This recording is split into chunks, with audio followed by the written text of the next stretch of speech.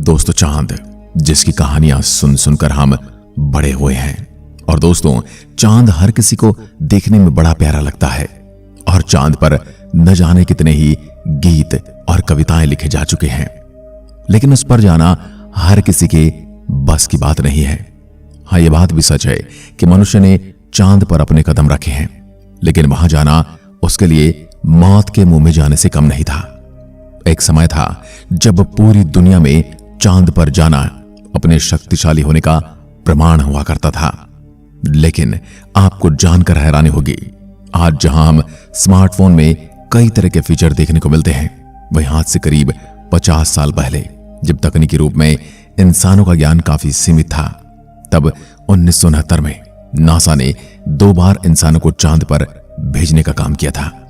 पहले नासा ने जुलाई 1969 में इंसानों को चांद पर भेजा और फिर नवंबर 1969 में दोबारा उसने काम किया।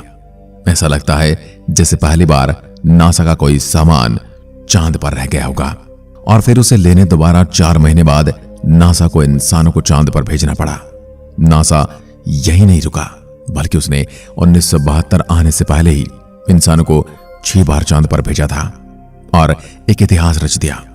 इसके बाद से ही चांद पर रहने और वहां बस्तियां बनाने की बातें होने लगी। लेकिन बाद में ऐसा क्या हुआ कि जो चांद पर जाने की चाहत पूरी दुनिया के देशों ने त्याग दी, कोई भी वहां जाना नहीं चाहता था। चलिए आज के वीडियो में हम उसी चीज के बारे में जानेंगे। ऐसा क्या था जिसने चांद को इतना भयानक और डरावना बना दिया, जिस चांद पर हर कोई अपनी बस्तियां बसाने की कोशिश कर रहा था। आखिर उस चांद के बारे में आजकल कोई बात क्यों नहीं करता? आप देख रहे हैं गैलेक्सी का रहस्य, और ऐसी वीडियोस देखने के लिए आप चैनल को सब्सक्राइब भी कर सकते हैं। कहते हैं जब नील आर्मस्ट्रांग और बज एड्रिन जब चांद पर घूम रहे थे, तब उनका प्रसारण कुछ समय के लिए रोक दिया गया था। ऐसा तब जानबूझकर किया गया था क्योंकि वो कुछ कहना चाहते थे, लेकिन उनकी आवाज काट दी गई थी। जबकि चांद पर अनेकों टावर हैं जिनकी ऊंचाई 2000 से 2500 मीटर तक है, और उन दोनों लोगों ने भी ऐसे ही टावर को देखा था। लेकिन ये जानकारी आम लोगों तक नहीं पहुंचने दी गई। ये टावर एलियन ने कई हजार साल पहले पृथ्वी पर नजर रखने के लिए बनाए थे। आज ये टावर वीरान पड़े हैं, और इन्हीं टावरों की जानकारी के लिए नासा ने कई बार इंसानों को चांद पर भेजा। लेकिन जब आखिरी बार इंसान चांद पर गया और वहां पर उन्हें एलियंस मिले थे, एलियन ने इंसान को वहां से जाने की धमकी दी और कभी वहां पर न आने को कहा था। ये बात खुद नील आर्मस्ट्रांग ने एक इंटरव्यू में कही थी, और उनके यान का किसी ने एडवांस टेक्नोलॉजी वाले यान ने पीछा किया था। इतना ही नहीं, कई यात्रियों ने चांद पर संगीत बजने की आवाजें भी सुनी थी। लेकिन नासा ने कभी इस बात पर आधिकारिक बयान जारी नहीं किया। अगर नासा द्वारा भेजे गए अंतरिक्ष यात्रियों की माने तो उन्होंने कई बार इस बात को कहा है कि चांद पर एलियन आते रहते हैं और उनका वहां पर अपना देश भी है। उनके अनुसार चांद अंदर से खोखला है क्योंकि इसकी सतह पर एलियन ने अपना ठिकाना बनाया हुआ है। अब इससे स्थायी चाहे जो भी हो, लेकिन हम इस बात से इनकार नहीं कर सकते कि एलियन वाकई में होते हैं। और ये बात सच है कि चांद से वापस लौटने में कोई ना कोई समस्या तो जरूर है। जब हम 50 साल पहले चांद पर जा सकते थे, तो आज विज्ञान ने इतनी तरक्की कर ली है कि अब तक तो हमें वहां पर अपनी एक कॉलोनी बना लेनी चाहिए थी। ये बहुत हैरान करने वाली बात है कि जब 60 के दशक में हम चांद पर पहुंच गए थे, तो अब वापस उसी जगह जाने में हमें इतना समय क्यों लग रहा है?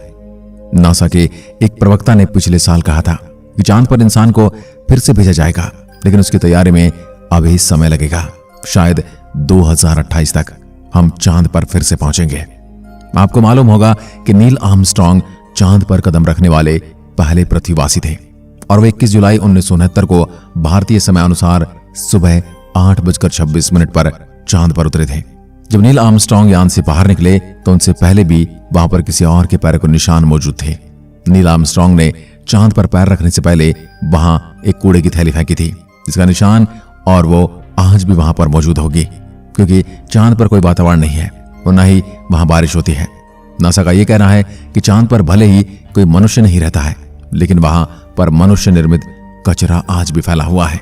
नासा का यह भी कहना है कि चांद पर किसी तरह जीवन नहीं पनप सकता, क्योंकि चांद पूरी तरह से बंजर और बेजान जमीन है और ऐसा कोई कारण भी नहीं है जिससे हम ये कह सके कि चांद पर जाना मनुष्य के लिए हितकारी है।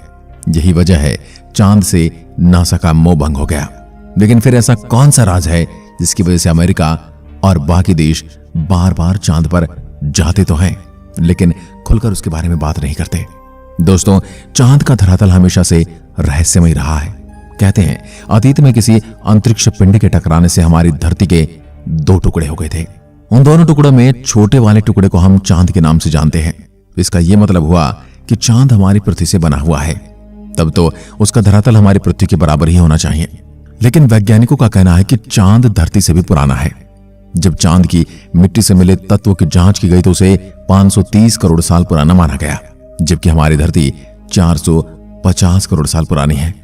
इतना ही नहीं दोस्तों, चांद का धरातल भी हमारी पृथ्वी के धरातल की तुलना में अलग है। ऐसा लगता है चांद की सतह किसी धातु से बनी है और वह अंदर से खोखला है।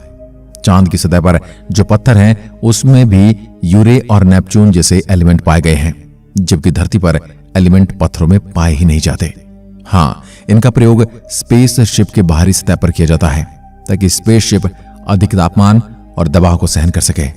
तो क्या चांद भी एक स्पेस शिप ही है?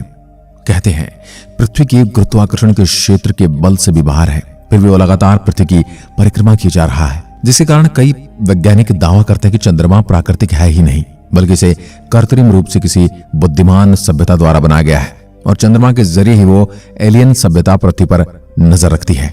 हमें इतिहासकारों की बातों में एक और हैरान करने वाले तथ्य भी मिलते हैं। इसमें लिखा है कि आज से करीब 910 साल पहले यानी कि 11वीं सदी में चांद अपने आप गायब हो गया था और उस समय कई महीनों तक चांद गायब रहा और बाद में प्रकट हो गया। उस समय अंधविश्वास अपने चरम पर था, इसलिए लोगों को यही लगा था कि चांद के गायब होने के पीछे कोई न कोई घटना जरूर रही होगी। तब सभी धर्मों के लोगों ने पूजा पाठ किया था और जब चांद फिर से दिखाई दिया तब जाकर लोगों ने राहत की सांस ली थी। उसके बाद से ही सभी धर्मों में चांद का एक खास स्थान रहा है, लेकिन हिंदू धर्म में ये इससे भी पुराना रहा है।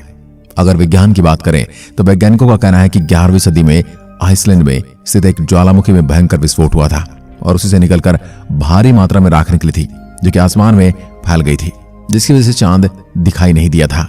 लेकिन अगर ऐसा कुछ हुआ होता तो क्या उस राख का असर केवल चांद पर पड़ता, जबकि सूरज अपने समय पर रोजाना निकल रहा था?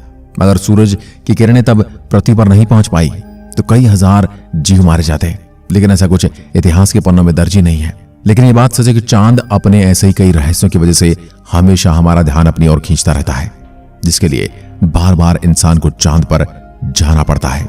लेकिन 50 साल से इंसान चांद के बारे में कुछ खास पता नहीं लगा पाया है और इंसान ने वहां जाने की कोशिश भी नहीं की है। आपको इसके बारे में क्या लगता है? क्या वहां पर कुछ ऐसा है जिससे इंसान डर गया है, या फिर इंसान वहां पर अपने लायक कुछ नहीं पाता है इसलिए उसमें इंटरेस्ट खत्म कर दिया है? अपने विचार हमें कमेंट में जरूर लिखें। एक बार फिर मिलते हैं, तब तक